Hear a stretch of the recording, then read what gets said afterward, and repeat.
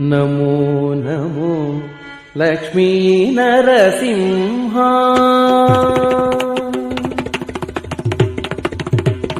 నమో నమో లక్ష్మీ నరసింహ నమో నమో సుగ్రీవ నరసింహ నమో నమో లక్ష్మీ నరసింహ నమో నమో సుగ్రీవ నరసింహ.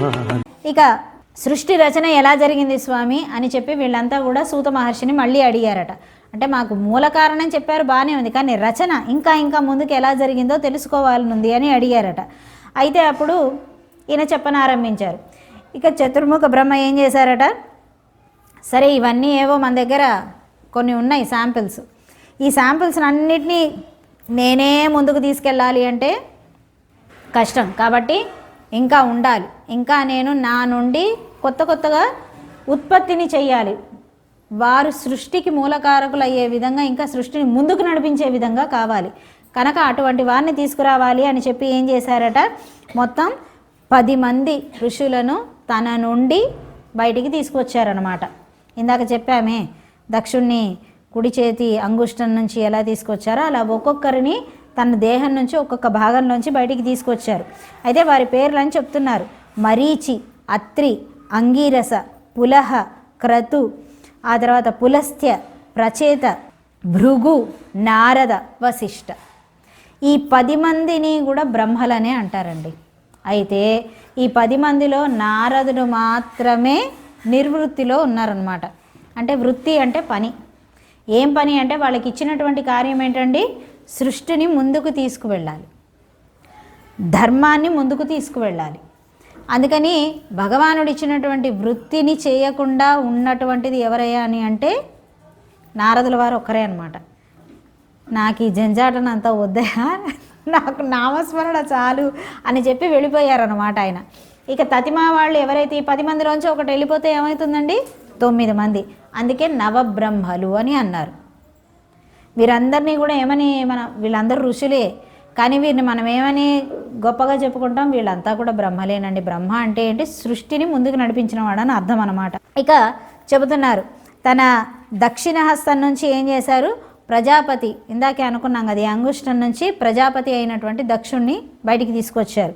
అయితే ఈ దక్షుడు ఈయన ఏం చేశారు, తన దౌహిత్రులతోని, దుహిత అంటే ఏంటి, కూతురు, ఆ కూతురు యొక్క పిల్లలతోని కూతుళ్ళతోని వంశాన్ని పెంచుకుంటూ వచ్చారనమాట. ఈయనకి చాలామంది మగపిల్లల కన్నా ఆడపిల్లలే ఎక్కువ దక్షునికి. మీరు గమనించే ఉంటారు, శివపిరానికి భార్య ఉన్నారంటే వాళ్ళు దక్షుని యొక్క పుత్రికలే. ఇక చంద్రుడికి ఉన్నారు అంటే 27 నక్షత్రాలు వాళ్ళు దక్షుని యొక్క పుత్రికలే. ఇంకెవరో ఉన్నారంటే వాళ్ళు ఎక్కడ చూసినా ఋషులందరికీ మళ్ళీ ఎవరయ్యా అని అంటే మళ్ళీ దక్షుని యొక్క పుత్రికలు. ఇలా ఎటు చూసినా సరే దక్షుని చుట్టూతానే తిరుగుతూ ఉంటుంది కదా అది. అయితే ఇక ఈ చరాచర సృష్టిని అంతా కూడా ఈ దక్షుని యొక్క పుత్రికలు ఎవరైతే ఉన్నారో వారంతా కూడా ఇంకా ముందుకు నడిపించుకుంటూ వచ్చారట. ఎవరెవరిని వాళ్ళు సృష్టించుకుంటూ వచ్చారట, దేవ, దానవ, గంధర్వ, సర్ప, పక్షి గణాలు. వీళ్ళంతా కూడా దక్షుని యొక్క పుత్రికలకు జనించినటువంటి వారే వీళ్ళంతా. గరుత్మంతుల వారు ఉన్నారు, దక్షునికి మనవడవుతాడు, కూతురికి కొడుకు. అలాగే తర్వాత సూర్యునికి రథం నడిపించేటటువంటి ఆయన దక్షునికి మనవడు, అంటే కూతురికి కొడుకు.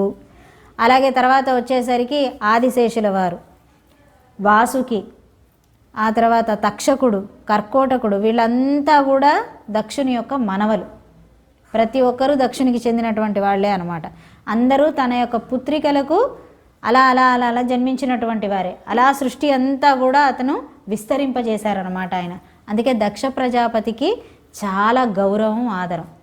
శివపిరానే కానీ శ్రీ మహావిష్ణువే కానీ ఎంతో ఆదరించేవారు, ఎంతో ప్రేమగా చూసేవారు అనమాట. ఎందుకంటే ఆ మొత్తం ఈ సృష్టి అనేటి మొత్తం 14 లోకాలను నింపాలి అని అంటే అది చాలా కష్టం అండి. అవునా, మన ఇంట్లోనే ఉంది, ఎక్కడికక్కడ అన్నీ చక్కగా నిండుగా ఉండాలి. ఇల్లు అన్నాక మొత్తం ఖాళీగా ఉండకూడదు. సో దాన్ని అంతా నీట్గా ఎక్కడికక్కడ సర్దాలి అని అన్నప్పుడు ఏమవుతుంది, ఈ వస్తువు ఇక్కడ ఉండాలి, ఈ వస్తువు ఇక్కడ ఉండాలని సర్దడానికి మనం ఎంత కష్టపడాలి. అలాగే 14 లోకాలలో ఎవరు ఎక్కడ ఉండాలి, ఎవరికి ఏ స్థితి కలిగి ఉండాలి అనేది దాని యందు ప్రయత్నం చేయటం అంటే మామూలు విషయం కాదనమాట. అందుకే దక్షుడు అంటే అందరూ కూడా గౌరవాన్ని ఇచ్చేవారు. సరే, అయితే ఇక చెప్తున్నారు, ఇక సర్గ అనుసర్గ అని చెప్తున్నారు. సర్గ అంటే ఆది సృష్టి, అంటే ఫస్ట్ జరిగినటువంటిది. అంటే ఇందాక చెప్పుకున్నాం కదా, భగవన్నారాయణుడు మొత్తం అంతా పంచభూతాలను, బుద్ధిని, ఇంద్రియాలని ఒక్కొక్కటి సృష్టిస్తూ ఉండడం, ఇది అంతా కూడా ప్రథమ వర్గంగా చెప్పుకొచ్చారు. ఇక ఆ తర్వాత వచ్చా అంటే ఆది సృష్టిలో చెప్పుకుంటూ వచ్చారు. ఇక ఆ తర్వాత అనుసర్గ అంటే చతుర్ముఖ బ్రహ్మ రూపంలో మళ్ళీ కొత్తగా సృష్టించేసుకుంటూ రావటం అనమాట. ఇది అనుసర్గ. 2 రకాలు, దేనికది డివైడ్ చేసుకొని చూసుకుంటే అప్పుడు మనకు అర్థమవుతుంది. ఒకటి శ్రీమన్నారాయణుడు చతుర్ముఖ బ్రహ్మ దాకా సృష్టించడానికి అదొక లెవెల్. ఆ తర్వాత మళ్ళీ చతుర్ముఖ బ్రహ్మ ఇది నుంచి మళ్ళీ ఇక్కడి నుంచి ఇవన్నీ సృష్టించడం ఇంకొక లెవెల్ అనమాట. ఎక్కడికక్కడే చాలా కష్టం అండి. ఒక అంతస్తు వేయటానికే తలనొప్పి అంటే 2 అంతస్తులు 3 అంతస్తులు 2 ఇల్లు కట్టాలంటే ఎంత కష్టపడాలి వాడు కదా. అలాగే సృష్టి కూడా దేనికదే చూడాలన్నమాట. అంటే ఒకడున్నారు, వారికి మొట్టమొదట ఒక సంతానం కలిగింది, మళ్ళీ కొన్నాళ్ళకి ఇంకొక సంతానం, మళ్ళీ ఇంకొన్నాళ్ళకి ఇంకొక సంతానం, 3 స్టెప్పులుగా చూడాలి. వాళ్ళకి చెప్పే చదువులు కూడా 3 స్టెప్పులుగానే ఉంటాయి, వాళ్ళ వివాహాలు కూడా 3 స్టెప్పులుగా ఉంటాయి. అంతే తప్ప ముగ్గురికి ఒకేసారి చెయ్యరు కదా, అవునా? కానీ మనం ఏం చేస్తామండి, 3ని కలిపి చూస్తామన్నమాట. చూసేసరికి ఏమవుతుంది, మనకి సృష్టి విషయం అర్థం కాదు. అర్థం కాక అబ్బో ఏందో చాలా ఏందో ఉందండి అందులో అని అనిపిస్తుంది. కానీ దేనికి అది విడి చేసుకొని చూసుకోవాలి. పెద్దవాడు పెద్దవాడే, రెండోవాడే, మూడోవాడు ఎక్కడికక్కడ చూడాలి. పుట్టినరోజు అయిందనుకోండి ఇంట్లో, కొంతమందికి ఉండే దుర్గుణం ఏంటంటే పెద్దవాడికి పుట్టినరోజు అయిందనుకోండి మొత్తం ముగ్గురికి బట్టలు కొంటారు. అట్టట చేస్తావు అంటే నీకు మొత్తం అంతా ఇట్లా కిచిడీ చేసి చూడటం అలవాటు అయిపోయిందని అర్థం. వాడు బాధపడతాడు కదా, ఎందుకు బాధపడతాడు, అన్నయ్యకి పుట్టినరోజు కాబట్టి వీడు కూడా ఏదైనా గిఫ్ట్ ఇవ్వాలి. అంతేగాని వాడితో సమానంగా వీడు కూడా కొత్త చొక్కాలు కొత్త బూట్లు వేసుకుంటే ఎట్లా, తెలియాలి కదా, అవునా? అంటే నీకు అసలు అక్కడ దేనికది విశదీకరించి చూడటం నీకు రావట్లేదు, పిల్లలకు అలవాటు చేయట్లేదు. కానీ ఇక్కడ అలా కాకుండా డివైడ్ చేసి దేనికది సెక్షన్ల వారీగా ఉంటుందన్నమాట. పెద్దవాడు వాడి పుట్టినరోజు అయింది, మిగతా ఇద్దరిని వాడికి విషెస్ చెప్పే విధంగా తయారు చేయాలి. రెండో వాడి పెళ్ళో పుట్టినరోజు అయ్యింది, వీళ్ళిద్దరూ వాడిని సత్కరించాలి. మూడో వాడి తగ్గట్టుగా వాడికి సత్కరించాలి. అంతే కదా, ఏ స్థాయిని బట్టి ఆ స్థాయి ఉంటుంది. వాడు చిన్నవాడు, వాడికి ఎంతవరకు అవసరమో అంతవరకే. పెద్దవాడు 10th క్లాస్ చదువుతున్నాడు, వాడు పుట్టినరోజు ఏదో ఇంటర్ చదువుతున్నాడు, వాడు పుట్టినరోజుకు నువ్వు ఏదో సైకిలో ఏదో కొనిచ్చావు. వీడు ఇక్కడ ఇంకా 3వ తరగతి చదువుతున్నా, వాడికి సైకిల్ అవసరం లేదు కదా. పాపం పెద్దోనికి సైకిల్ కొనిచ్చినామండి, పుట్టినరోజు వీడు హర్ట్ అవుతాడు, బాధపడతాడంటే ఎట్లా కదా. ఎక్కడికక్కడ సెక్షన్ వారీగా చూస్తే సృష్టి అనేదాన్ని ఎలా నడిపించాలనేది మనకు అర్థమవుతుందన్నమాట. వీడి స్థాయికి తగ్గ గిఫ్ట్ వీడికి ఇవ్వాలి, అంతవరకే. అది ఇవ్వాలి, ఇప్పించాలి. ఇక అందుకని ఏం చేశారంటే మనకి ఇక్కడ చక్కగా సెక్షన్ల వారీగా చెప్పారన్నమాట ఈయన. ఇక తర్వాత ఇందాక అనుకున్నాం రుద్రసర్గ గురించి, ప్రతిసర్గ గురించి కదా. సో ఇప్పుడు ఇంతకీ రుద్రసర్గ అంటే ఏంటి, మీరేదో కుమార సృష్టి అని అన్నారు కదా స్వామి, అది అర్థం కాలే. ఇప్పటిదాకా అయితే ఇది అర్థమైంది. ఫస్ట్ ఏమో నారాయణుడు మూల ప్రకృతి నుంచి మొత్తం అంతా ఒక స్టేజ్కి తీసుకురావటం, ఆ తర్వాత రెండవ సృష్టి చతుర్ముఖ బ్రహ్మ రూపంలో ఉండి మళ్ళీ కొత్తగా ఒక్కొక్కటి శాంపిల్ సిస్టంలో మొత్తం అంతా కూడా తెచ్చుకొని ఇది అనుకొని దక్షుణ్ణి తీసుకొచ్చి మొత్తానికి ఇంకా ముందుకు నడిపించారని చెప్తున్నారు. ఓకే, బాగుంది, ఇక్కడ దాకా అర్థమైంది. కానీ ఇందాక ఏమన్నారు, కౌమార సృష్టి అన్నారు, అదేదో కొత్తగా ఉంది. ఒకటేమో ప్రాకృత సృష్టి అని చెప్పారు, రెండోదేమో వైకృత సృష్టి అని చెప్పారు. ఈ దేవతలు మనుషులు వీళ్ళందరిది ఏమన్నారు, వైకృత సృష్టి అన్నారు. కానీ రుద్రుని సృష్టి వచ్చేసరికి ఏమని చెప్పారు, ప్రకృతి వికృతి 2 మిక్స్ అయిపోయి ఉన్నటువంటిది అని చెప్పారు. అదేమిటో అర్థం కాలేదబ్బా, అదొకసారి చెప్తారా మాకు అని చెప్పి ప్రార్థించారట. ఇక అప్పుడు ఈ విషయాన్నంతా కూడా విన్నటువంటి సూత మహర్షి చెప్పనారంభించారు. కల్పం ప్రప్రథమంలో బ్రహ్మగారు ఏం చేశారట, చాలా కల్పాలు ఉంటాయి కదా, ఒకానొక కల్పం అంటే ఆది కల్పం అని చెప్తాం. ఈ ఆది కల్పంలో బ్రహ్మగారు ఏమన్నారట, తనతో సమానమైనటువంటి పుత్రుని గురించి ఆలోచిస్తూ ఉన్నారనమాట. అంటే సృష్టి చేయమన్నారు, మన చేతిలో ఏం లేదు, ఏం చేయాలో ఈయనకు అర్థం కావట్లేదు, మొత్తం మర్చిపోయారు. ఇందాక అనుకున్నాం కదా, సిలబస్ అంతా మొత్తం చెరిగిపోయింది ఇక్కడ. సో ఏం చెయ్యాలి అని చెప్పి ఆలోచిస్తూ ఆ కోపంలో, ఆ రౌద్రంలో ఎవరన్నా సహకారి ఉంటే బాగుండు అని అనుకున్నారు. ఎంత అందంగా చెప్పారో చూడండి. సహకారి అంటే ఎవరండి? పుత్రుడే సహకారం అన్నమాట. ముందుకు నడిపించాలి అని అంటే ఎవరండి? పుత్రుడు సహకారి అయి ఉంటాడనమాట. అందుకని భగవానుడు ఏం చేశాడు, ఈయనకి ఆలోచనలో ఉన్నా లేకపోయినా కూడా ఎవరైనా నాకు ఇందులో సహకరించి ముందుకు నడిపిస్తే బాగుండని చెప్పి ఈయనకి బాగా రోషం వచ్చి తల ఉంచుకునేసరికి ఈయన ఒడిలోంచి ఒక బాలుడు వచ్చాడు కదా, అతనే రుద్రుడు అని చెప్పుకున్నాం కదా, అది అన్నమాట. ఆ తర్వాత ఈయన తపస్సునంతా ఆచరించి బయటికి వచ్చారు. జలగర్భంలోకి వెళ్ళారు కదా, వెళ్ళిన తర్వాత ఈయన బయటకు వచ్చారు రుద్రులు. వచ్చిన తర్వాత అప్పుడు ఏం చేశారు, అతన్ని చూసిన తర్వాత, ఆ బాలకుడిని చూసిన తర్వాత ఈయనకు చాలా ఆశ్చర్యం అనిపించింది. బాలకుడు అంటే ఏంటండి, ఇంత అని కాదు, కొంచెం ఇప్పుడు ఇంత ఎదిగాడు అనమాట. అయినా సరే అతన్ని బాలకుడనే అంటారు, ఎందుకంటే చతుర్ముఖ బ్రహ్మ అతనికన్నా పెద్దవారై ఉన్నారు కనుక. రెండవది వచ్చేసరికి ఈయన ఒడిలో వచ్చినటువంటి ఆయన కనుక ఎప్పటికీ బాలకుడే.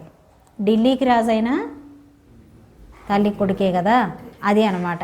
కొన్ని ఇలాంటివి చదువుతున్నప్పుడు ఎలా అనిపిస్తుంది అంటే, పెరిగి పెద్దవాడైతే బాలకుడు ఎలా అవుతాడు, లేదా బాలకుడై ఉన్నటువంటి వాడు సృష్టిని ఎలా ముందుకు నడిపిస్తాడు అని క్వశ్చన్ పడిపోయి ఇవేవి అన్ని పురాణాలన్నీ కూడా కరెక్ట్గా ఉండవండి అని అనిపిస్తుంది. కానీ కొంచెం పైకి వెళ్ళి ఆలోచించాలన్నమాట. అయితే అప్పుడప్పుడు ఇక్కడ సూత మహర్షి కానీ తర్వాత ఇంకెవరైనా కానీ చెప్పేటప్పుడు ఏం చేస్తారు, తమ దృష్టితో కాకుండా చతుర్ముఖ బ్రహ్మ దృష్టితోని మాట్లాడతారు. మాట్లాడినప్పుడు ఆటోమేటిక్గా అక్కడ ఉన్నటువంటి రుద్రుడు ఏమైపోతాడు, పెద్ద ఆయన కాస్త చిన్నవాడిగా మనకి అనిపించే విధంగా బాలక అన్నట్టుగా చెప్పేస్తారనమాట. సరే, అయితే ఇక్కడికి వచ్చి రాగానే ఆ తపోశక్తితోని అతను వచ్చాడు. అతన్ని చూసినప్పుడు చతుర్ముఖ బ్రహ్మకి ఎలా కనిపించారండి, అర్ధనారీశ్వర రూపంలో కనిపించాడు అనమాట. అతను ఆశ్చర్యపోయాడట. అంటే అంత శక్తిని సంపాదించుకున్నాడు. శక్తి అనేటటువంటిది తనలో ఒక సగభాగం అయిపోయిందనమాట. మరి మనకెందుకండి అలా కనిపించదు? ఎందుకంటే శక్తి అనేటటువంటిది మనలో ఒక చోటు ఉంటుంది, లేదా అక్కడ ఉండిపోతుంది. కొంతమంది ఏం చేస్తారు, మొత్తం శక్తిని అంతా ఒక చోట కేంద్రీకరించగలుగుతారు. రుద్రుడు ఏం చేశారు, తన దేహంలో ఉన్నటువంటి శక్తిని అంతా కూడా ఒక వైపు భాగంలో అంతా కూడా నింపేసేయగలిగేటంత శక్తివంతుడు అయిపోయారనమాట. అది ఇప్పుడు ధ్యానంలోకి వెళ్ళామనుకోండి, ప్రతి ఒక్కళ్ళలోనూ శక్తి ఉంటుందండి. కానీ ఈ శక్తి ఎలా ఉంటుంది, స్కాటర్ అయిపోయి ఉంటుంది. ఇప్పుడు కంప్యూటర్లో మనం ఏం చేస్తాము, సేవ్ చేస్తూ ఉంటాం, లేదా మన ఫోన్లలో కూడా సేవ్ చేస్తూ ఉంటాం, డౌన్లోడ్స్ పెడతాం. ఇవన్నీ ఏమవుతాయి, స్కాటర్ అయిపోతూ ఉంటాయి. మనం ఎంత డిలీట్ చేస్తున్నా ఫోన్ ఏం చూపిస్తుంది కదా, అంటే ఇది ఇంకా ఎక్కడో స్కాటర్ అయిపోయి ఉందన్నమాట. ప్లేస్ కనిపించదు మనకి ఇందులో, ఇక్కడ స్కాటర్ అయిపోయి ఉంటుంది అది. అలాగే మొత్తం ఏదో నీళ్లు జల్లినట్టుగా, ఇట్లా విత్తనం జల్లినట్టుగా శక్తి అంతా మన దేహంలో అక్కడ ఇట్లా వెదజల్లినట్టు ఉంటుంది. బాగా ధ్యానం చేసినటువంటి వాళ్ళు ఏం చేస్తారంటే ఈ శక్తిని అంతా కొంచెం ఓ దగ్గర చేర్చగలుగుతారు. అధికమైనటువంటి యోగ సంపద కలిగినటువంటి వారు శక్తినంతా కూడా సంపూర్ణంగా ఒక దగ్గర కేంద్రీకరించగలుగుతారు. ఇంకా రుద్ర ఇదిలో ఉన్నటువంటి వారు ఏం చేస్తారంటే తన శక్తిని అంతా, ఆయన అయితే ఏం చేశారు, ఇది ఎంత గొప్ప యోగ స్థితిలో ఉన్నా జీవి ఈ స్థితికి రాలేడండి. తన శక్తిని అంతా ఒక చోట కేంద్రీకరిస్తాడు. ముక్కు దగ్గరో, తల దగ్గరో, నాభి దగ్గరో, కంఠం దగ్గర ఎక్కడో ఒకటి కేంద్రీకరిస్తారు, హృదయం దగ్గర.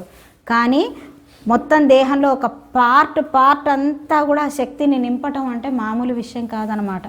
అంటే అంత శక్తిమంతుడైపోయారు, అంత తేజోవంతుడైపోయారనమాట. మొత్తం శక్తినంతా ఒక వైపుకి జరపగలిగేటంత. అంటే చూడండి ఎంత తపస్సు చేసి ఉంటారు ఈయన.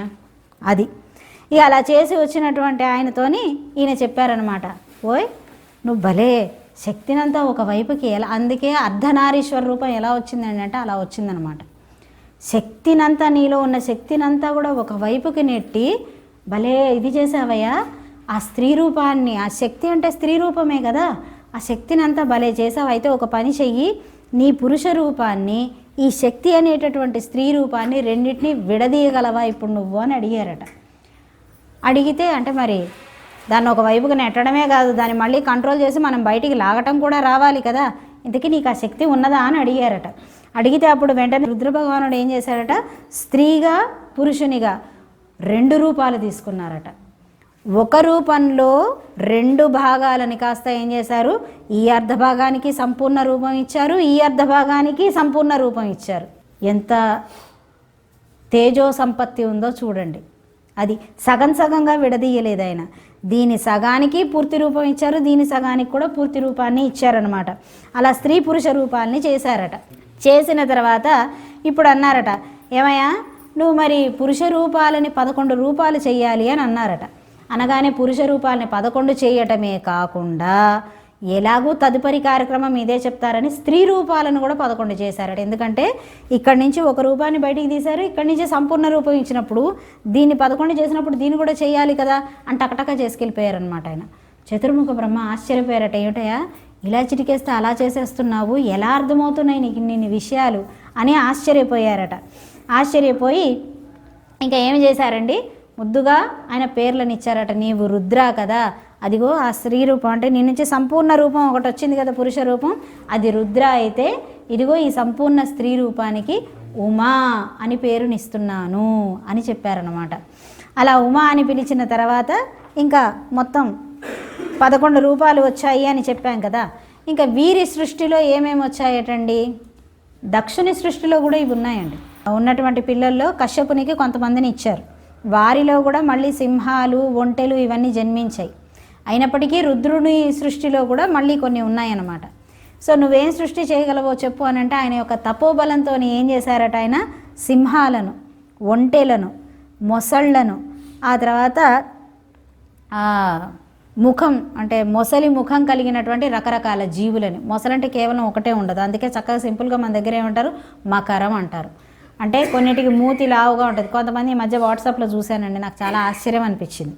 అదేంటి అని అనుకున్నాను, కానీ ఇది చదివిన తర్వాత మాకు ఇంకా చాలా క్లారిటీ వచ్చిందనమాట. అందులో ఏమంటాడు, విదేశాల్లో అయితే ఒక్కొక్క మొసలికి ఒక్కొక్క రకమైన పేరుంది అని చెప్పాడు. ఓ చోట అలిగేటర్ అంటాడు, ఓ చోట క్రొకడైల్ అంటాడు, ఇంకో చోట ఇంకోటి మరోటి అని చెప్పి చెప్పుకొస్తూ ఇండియాలో మటుకి మూతి పొడుగ్గా ఉన్నా సరే, ఎత్తుగా ఉన్నా సరే, లావుగా ఉన్నా సరే, సన్నగా ఉన్నా సరే, పొట్టిగా ఉన్నా, పొడుగ్గా ఉన్నా దాన్ని క్రొకడైల్ అని అంటారు. ఇండియాలో వీళ్ళకి ఏం తెలియదని చెప్పాడు అనమాట. అది సంగతి, అన్నిటినీ క్రొకడైల్ అంటారు అని అన్నారు. సరే పాపం కింద ఎవడో పెట్టాడు, సరేలే నాన్న నువ్వు 100 పేర్లు పెట్టుకొని పిలిచినా అందులో వాటిలలో ఏ ఒకటి కనిపించినా కొంచెం దూరంగా ఉంటాం, అలవాటు చేసుకో అని చెప్పాడు అనమాట. అంతే, దగ్గర ఉంటే చప్పరిస్తుంది కదా ఏదైనా కూడా. అందుకని అది ముందు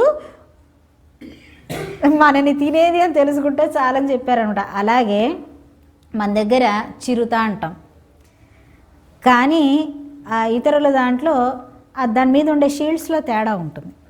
చీతా అంటాడు, లెపర్డ్ అంటారు, జగర్ అంటారు, ఇలా రకరకాల పేర్లు ఉన్నాయి. మన దగ్గర చిరుత అంతే అని మాత్రమే చెప్తాడు అనమాట. ఎందుకంటే మచ్చలు ఏ రకంగా ఉంటే నీకేమిటయ్యా ప్రాబ్లము, మూడిట్లో ఏది కనిపించినా చలో అని చెప్పి మళ్ళీ తిరిగి చూడకుండా పరిగెత్తాల్సిందే కదా, అందుకని నువ్వు ఒళ్ళు దగ్గర పెట్టుకొని ఉండాలని చెప్పారనమాట.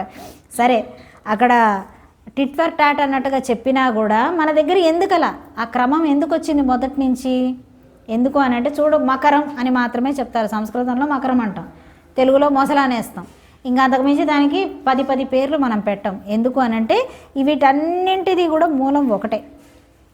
అంటే ఇంగ్లీష్లో చూడండి, రామ, కృష్ణ, పద్మ, రమ, శ్రీదేవి, సువర్ణ, దుర్గా, హర్షిత ఏమున్నా వీటన్నిటిని ఏమంటామండి, నౌన్స్. నామవాచకం ఒకటే పేరు దానికి. వాడు వీడు అది ఇది ఇవన్నీ ఏంటండి, సర్వనామం. అంతే కదా సింపుల్గా. అలాగే ఈ మకర ముఖాలు కలిగినటువంటి వాటన్నింటినీ కూడా మనం మకరం అనే చెప్తాం. కొన్నిటి మూతులు పొడుగ్గా ఉంటాయి, కొన్నిటివి ఇట్లా మూతులు ఇలా రౌండ్ తిరిగి ఉంటాయి అన్నమాట. నిన్న మనం చూసాం గంగాదేవి విగ్రహం అక్కడ చౌరస్తాలో చూసాం. ఆవిడ దగ్గర ఉన్న మొసలికి ఇలా పైన ఉంటుంది, ఇట్లా తిరిగి ఉంటుంది కొంచెం కదా. అట్లాగే వరుణుడు ఎక్కేటటువంటి మొసలి కూడా దానికి కూరలు వచ్చి ఇలా మూతి ఇట్లా కూర పైకి ఉంటుంది ఒకటి. అలా రకరకాలు, కానీ వెరసి వాటి ముఖాలన్నీ ఏంటండి, మకరమే. మకర కుండలాలు అని పెట్టుకుంటుంటారు. దాని నోరు ఎలా ఉంటుంది, ఇలా పైకి తిరిగి ఉంటుంది. మామూలుగా మనం చూసే మకరం అంటే మొసలు ఎలా ఉంటుంది, ఫ్లాట్ మూతితోనే ఉంటుంది, కొంచెం ఇట్లా పెద్దగా నోరు ఉండి ఉంటుంది. ఏదైనప్పటికీ ముఖం మటుకి ఏమవుతుంది, ఒకటే ముఖం అన్నమాట. అది ఇప్పుడు మనందరిది ఒకటి స్త్రీ రూపం, ఒకటి పురుష రూపం. కానీ మీరు కనిపించగానే ఏమని చెప్తారు, ఏ జాతికి చెందినవారండి, మనుష్య జాతికి చెందినవారు. ఏ జాతికి చెందినవారు, వారు ఏ జాతికి చెందినవారు కదా, పంచ కట్టుకున్నా, చీర కట్టుకున్నా, మొత్తానికి మనిషి అండి. ఆ తర్వాత స్త్రీనా పురుషుడా, ఆ తర్వాత రూపురేఖలు ఎలా ఉన్నాయనేది తర్వాత సంగతి అనమాట. అలా మకరం అంతవరకే అనమాట మన దగ్గర. ఇక ఈ మకర రూపంతో ఉండేటటువంటి పిశాచాలు కొన్ని వాటిని కూడా ఈయన సృష్టించారనమాట. పిశాచ గణాలను ఈయన సృష్టించారు. ఆ తర్వాత భేతాళుడు రుద్రుని యొక్క సృష్టి ఆయన సృష్టించాడనమాట. ఏది చెప్తే అది చిటికలో చేసేయగలగటం, ఏదైనా సరే ఎక్కడికైనా సరే తీసుకెళ్ళగలగటం, ఈ అన్నింటికీ ఆధిపత్యాన్ని చేయగలిగేటటువంటి శక్తి కలిగి ఉండడం అనమాట. ఇంకా ఎన్నో భూతగణాలను ఈయన సృష్టించారు. ఆ తర్వాత వచ్చేసరికి ఇక భూతగణాలను అయితే వేలాది సంఖ్యలో ఈయన సృష్టించారనమాట. అయితే ఈ భూతాలు, పిశాచాలు వీటన్నిటిని కూడా మనం ఏం తక్కువ అంచనా వేయడానికి ఏం లేదండి. దే ఆర్ ఓన్లీ వర్కర్స్, అది మర్చిపోకూడదు. ఇవన్నీ కూడా ఏంటి అంటే మంచి వాళ్ళ దగ్గర పని చేస్తే మంచిగా ఉంటాయి, చెడ్డవాళ్ళ దగ్గర పని చేస్తే ఆజ్ఞ ఎలా ఇస్తే అలా చేస్తాయన్నమాట. రాక్షసులే కానీ, పిశాచాలే కానీ, ఆ తర్వాత ఏదో చెప్పాము భూతగణాలే కానీ, ఇవన్నీ కూడా ఏంటి ఎక్కడెక్కడ ఎలా పనిచేస్తాయో దానికి తగ్గట్టుగా వింటాయన్నమాట. అంతవరకు, అంతకుమించి వాటికంటూ సొంతంగా ఏమీ ఉండదు. చెప్పింది చేయటం వరకే వాటి డ్యూటీ అన్నమాట. అది ఇక తర్వాత వచ్చేసరికి 3.5 కోట్ల సంఖ్యలో ఉగ్ర స్వభావం కలిగినటువంటి వినాయక గణాలను సృష్టించారండి ఈయన. ఇది మనలో చాలా తక్కువ మందికి తెలుసు. కానీ ఇతర దేశాలలో తైవాన్ కావచ్చు, తర్వాత నేపాల్ కావచ్చు, ఇంకా ఇండోనేషియా కావచ్చు, ఇటువంటి చోట్ల ఉగ్ర వినాయకుడిని పూజిస్తారు. వెయ్యేల మైసూరు ప్యాలెస్లో కూడా ఉంటారు, ఉగ్ర వినాయకుడు ఉంటారు.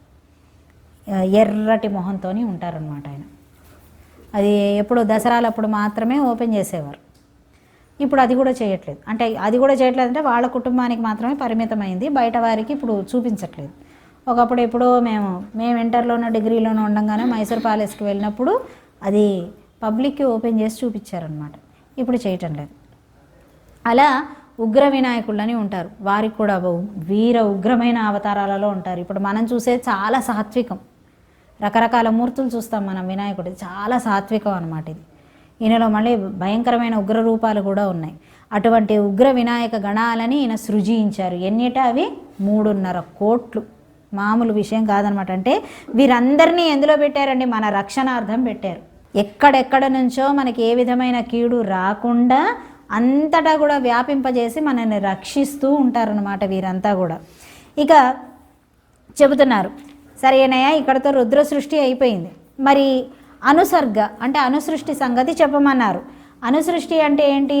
ఋషులు ఉన్నారు, అంటే నవబ్రహ్మలు ఉన్నారని చెప్పుకున్నాం కదా ఇందాక. ఇక్కడతో రుద్ర సృష్టి పూర్తయిపోయింది. మరి ఈ అనుసృష్టిలో నవబ్రహ్మల నుంచి వచ్చినటువంటి వారు ఎవరు అని అడిగారనమాట వీరు. అంటే వీరికి అందరికీ కూడా అందరూ తెలుసండి, కాకపోతే ఎవరి పిల్లలు ఎవరో తెలియదు. అందుకే మన రంగారావు గారు ఏం చేస్తారు తెలియగా, పిల్లలు కడతారు పేరు దేనికన్నా హోమాలకి వాటికి. ఆయన ఏం చేస్తారు, కేర్ ఆఫ్ అని తల్లిదండ్రుల పేర్లు కూడా రాసేస్తారు ఇంటి అడ్రస్. ఎందుకు రంగారావు గారు అంటే, అమ్మ తల్లిదండ్రుల పేర్లు ఉంటే మనకి తేలిక అవుతుందమ్మా, ఓ వీళ్ళ పిల్లలా అని తెలుస్తుంది, తర్వాత చెప్తారు అనమాట. కంపల్సరీ అది, అంతేనా? తెలుస్తుందమ్మా వీళ్ళు పలానా అంటే వాళ్ళ తల్లిదండ్రులు మీకు తెలుసా అంటే తెలియదమ్మా, కాకపోతే 4 సార్లు మనం రాస్తూ ఉంటుంటే ఏమవుతుంది, ఓ వీళ్ళ పిల్లలు వీళ్ళు అనేది మనకు తెలిసిపోతుంది కదా అని అంటారు అనమాట. అలాగా మరి మరీచ మహర్షి ఇటువంటి వారు నవబ్రహ్మలు ఉన్నారు కదా, మరి వీరి నుంచి వచ్చినటువంటి వారు ఎవరు? వారంతా కూడా వీరి చుట్టూతానే ఉన్నప్పటికీ కూడా ఎవరి పిల్లలు ఎవరో వీళ్ళకి తెలియదు. ఓ వీరు తెలుసండి కానీ వీరు ఎవరి పిల్లలో తెలవదనమాట. అది అందుకని అయ్యా అసలు వారంతా ఎవరు, వాళ్ళంతా మా చుట్టూతానే ఉన్నారా, అసలు ఏంటి ఎక్కడెక్కడ నడుస్తోందని అడిగారట. స్వస్తి. నమో నమో లక్ష్మీ నరసింహ, నమో నమో సుగ్రీవ నరసింహ, నమో నమో నమో నమో నమో నమో లక్ష్మీ నరసింహ.